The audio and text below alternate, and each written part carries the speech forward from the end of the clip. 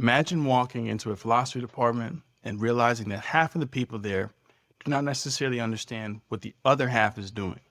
Same building, same department, same discipline, philosophy, but two totally different worlds. One side thinks that philosophy should be precise, logical, and almost scientific. The other thinks that philosophy should question science, history, culture, and even reason itself. And sometimes these two camps barely get a chance to speak to one another. One famous philosopher put it this way: it is as if we are working in different subjects. And today we're going to ask, why did philosophy split? What does the divide really mean? And does it still matter? Hello and welcome back to another episode of Popular Philosophy, where in this episode we're beginning the series dedicated to understanding the distinction between analytic and continental philosophy.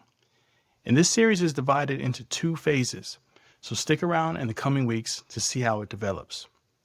So, part one, the myth of two philosophies. When people hear analytic versus continental, they usually think Europe versus America, logic versus poetry, clear versus obscure. But all of that could be misleading. Neil Levy writes in Metaphilosophy from 2003 that continental cannot refer primarily to a place. For instance, Frege, Wittgenstein, and Carnap were German speakers. Early analytic philosophy was born in Austria and Germany. So geography cannot explain away everything. So what about style? Well, Levy will say, merely stylistic differences are superficial. Some analytic philosophers write badly, and some continental philosophers write clearly. I hope I can write clearly. So that's not it either. So what's really going on? And that leads us to part two ways of doing philosophy. Neil Levy offered one of the clearest explanations, I think, that can be given. He writes, analytic philosophy is philosophy conducted within a paradigm, whereas continental philosophy assumes much less in the way of shared presumptions. So here's what that means. Analytic philosophy works inside shared rules. There are agreed problems, agreed methods, agreed standards. Think of it like chess. Everyone knows how the game works. You argue by making better moves. But continental philosophy, perhaps, works a little differently. Instead, continental philosophy asks, why these rules? Who made them? And who benefits from them? And what do they exclude? And in some sense, continental philosophy is using a historical framework. Instead of playing the game better, it asks whether we should be playing the game at all. And here's the thing. These are two legitimate ways of thinking, but they do not necessarily fit together easily. And that leads us to part three. Why they do not often speak. The difference shapes everything, even how philosophers communicate. In the text titled Analytic versus Continental, Arguments on the Methods and Value of Philosophy from Chase and Reynolds, they say inferential connectivity, stock examples, and thought experiments. Analytic philosophers share standard examples, standard arguments, and standard puzzles. If you know the language, then you're in. If you don't, well, you could become invincible.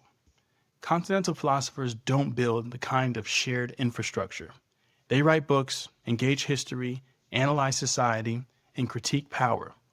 Returning to Levy, he points out, they engage in cultural critique at the same time as they develop their philosophy. So the two traditions slowly drift apart. We get different journals, different conferences, different heroes, and eventually different worlds. And that leads us to part four, philosophical wars. And when they do meet, these two camps, continental and analytic philosophy, it can often be explosive.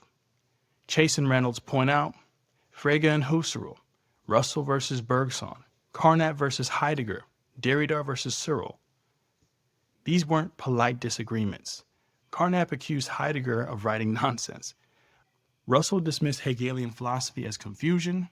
Searle accused Derrida of misunderstanding meaning itself, and Derrida accused Searle of naivete. These were intellectual battles, and each battle reinforced the divide. And that leads us to part five, two bad responses. Over time, two bad reactions developed, and this is found within Chase and Reynolds' text. They point out the first bad response is what they call essentialism. And essentialism basically says this: we're totally different. We can't understand each other. And the second bad response is what Chase and Reynolds call deflationism. And that basically just says, this is all fake. There's no real difference.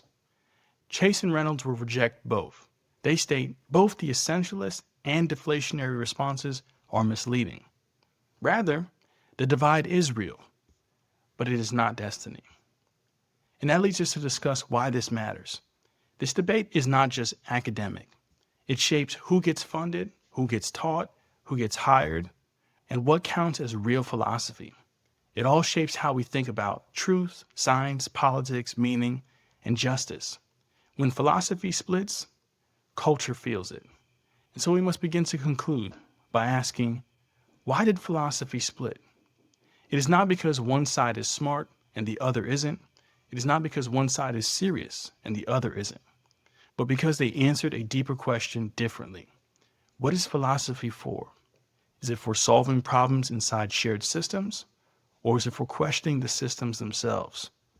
Over the next episodes, we're going to see how this split became official through Frege, through Russell, through Husserl, through Heidegger, and eventually through some of the biggest debates of the 20th century. If you want to understand modern thought, you have to understand this divide. And this is just the beginning.